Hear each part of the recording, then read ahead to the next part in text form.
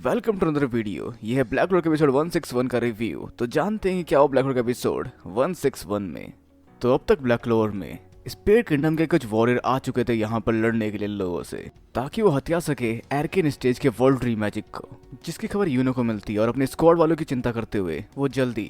अपने स्क्वाड वापस लौटता है और वहाँ का नज़ारा देख वो आध बबूला हो जाता है, जिसके बाद वो अपने स्पिरिट फॉर्म में आ जाता है। तो जहाँ एपिसोड शुरू होता है और हम देख पाते हैं फ्लैशबैक यूनो के, जहाँ वो अपने स्क्वाड मेंबर्स के साथ धीरे धीरे घुलने मिलने लगा था और सब काफी अच्छी तरह से एक दूसरे के दोस्त बन चुके थे। जो मेमोरी ओवरऑल उन लोगों के साथ यूनो के लिए किसी खजाने से कम नहीं थी, जो अब छिन चुका है स्पिरिट किंगडम के इन्वेजन की वजह से। और लड़ाई शुरू होती है जहाँ पे यूनो यूज करता है स्पिरिट स्टॉर्म का, लेकिन इसका उसके अगेंस्ट कोई असर नहीं देख पाते हम लोग। जहाँ यूनो इससे लड़ने के साथ साथ अपने स्क्वाड मेंबर्स को बचाते हुए देखा जाता है, तो जहाँ पर आखिरकार ये भी समझ पाया कि यूनो काफी पावरफुल है, मतलब इतना आसान नहीं होने वाला यूनो को हराना, तो क्यों ना हम दोनों दोस्त बन जाए और दूसरे को जान से मारते। ऐसा इसका प्रस्ताव था। अब जो यूनो से इसके यहाँ तक आने का रीजन पूछता, जहाँ ये पता था कि इसे किसी एर्केन स्टेज वाले की जरूरत थी जिसलिए यहाँ पर आया है, जहाँ शायद यूनो भी समझ पाया कि यहाँ पे अब गोल्ड राउंड के कैप्टन शायद मुसीबत में है। और थोड़ी देर इससे बात करने के बाद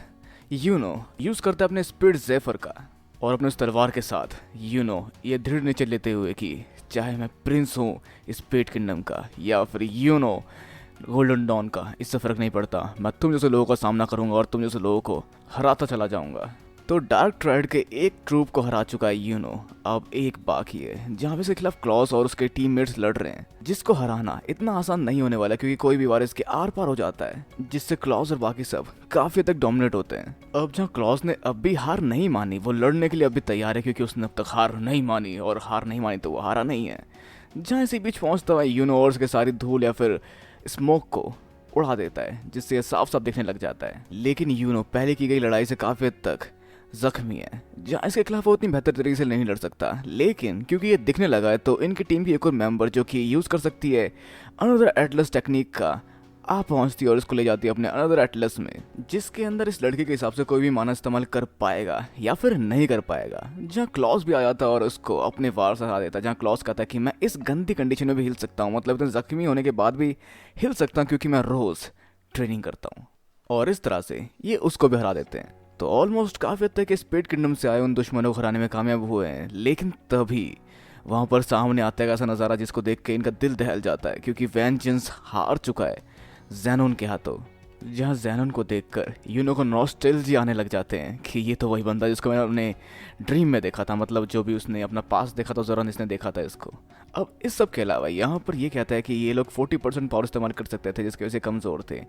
तो इन्हें यहाँ लाना ही नहीं चाहिए था। जहाँ 50% वाले लोग भी इनके पास शायद हैं जो काफ़ी खतरनाक हो सकते हैं आगे वाली फाइट में, और अब उन लोगों को देख पाएंगे इनसे लड़ते हुए। तो फाइट शुरू होती है इन तीनों की और ज़ैनोन की, जहाँ पे ज़ैनोन काफ़ी तेज़ और पावरफुल होता है और यहाँ पे क्लॉज और ये एटलस यूज़ करने वाली लड़की डोमिनेट हो चुकी है। जैन की तुलना में यूनो काफी हद तक इसके बारे में काउंटर कर पा रहा है, लेकिन क्या उसको डोमिनेट कर पाएगा? जहाँ पे वो आउटरीचेस होकर, मतलब वेंजेंस और इन दोनों को जाते हुए देखकर गुस्से में आग बबूला होकर अपनी स्पिरिट ज़ेफर निकाल कर पहुंचता है, लेकिन उसके इस तलवार के वार से भी कुछ नहीं होता क्योंकि वो काफ़ी पावरफुल है। तो क्योंकि यूनो यहाँ पे जीरो स्टेज का एक मेज है, जिसके वजह से वो उसको डेविल की शक्तियों का कुछ नज़ारा दिखाता है, जहाँ हम उसकी आंखों में देख पाते हैं, और फिर हमें मिलता है 55% ऑफ डेविल पावर, और जहाँ पे ये काफ़ी खतरनाक नज़ारा होता है, और जहाँ पे स्पिरिट ज़ेफर काफ़ी आसानी से तोड़ देता है ये, और ये कहता है कि ये तुम्हारी गलती नहीं है, तुम कमज़ोर नहीं हो, मैं ज़्यादा पावरफुल हूँ। और शायद ये फाइट यहीं पर ख़त्म होती है। अब इस सब के अलावा स्पिरिट किंगडम का मैसेंजर इस जगह पहुंचता है और देखता है सब कुछ, जहाँ पर सब कुछ काफी हद तक तबाह हो चुका है और किसी के रोने की आवाज आ रही है, जहाँ पर वो है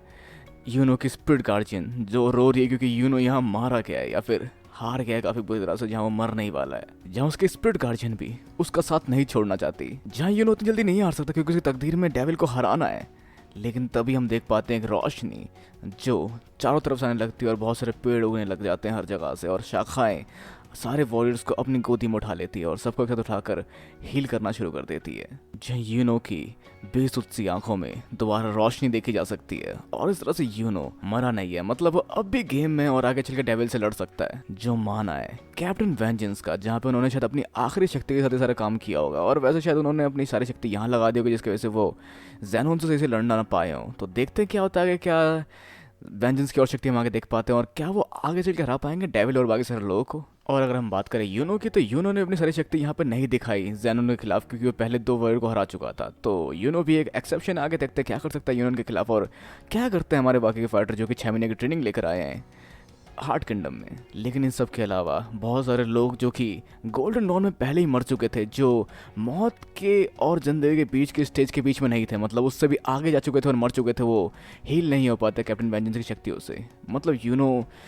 बाल बाल बचा है, जो काफ़ी ज़्यादा फ्रस्ट्रेटिंग है यूनो के लिए, क्योंकि वो अपने साथियों को नहीं बचा पाया। तो अब देखते हैं कि क्या होता है आगे, क्या होता है ब्लैक रोड का एपिसोड 162 में इसके प्रीव्यू के साथ। तो इसकी शुरुआत में देख पाते हैं किसी की जीभ को और चार्मी के पेट को, और इस सब के अलावा यहाँ पर शायद लड़ाई शुरू होने वाली है और वेनिसा सामने आने वाली है, जहाँ पे इसके खिलाफ हमारे वॉरियर्स लड़ेंगे। और इस सब के अलावा इस पेट किंगडम की करंट किंग को, मतलब डेविल के पुजारी को हम देख पाते हैं किसी बर्फीली जगह पे,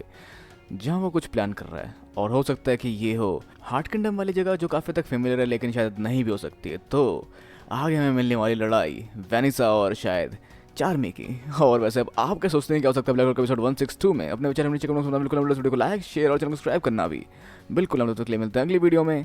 sayonara and have a nice day.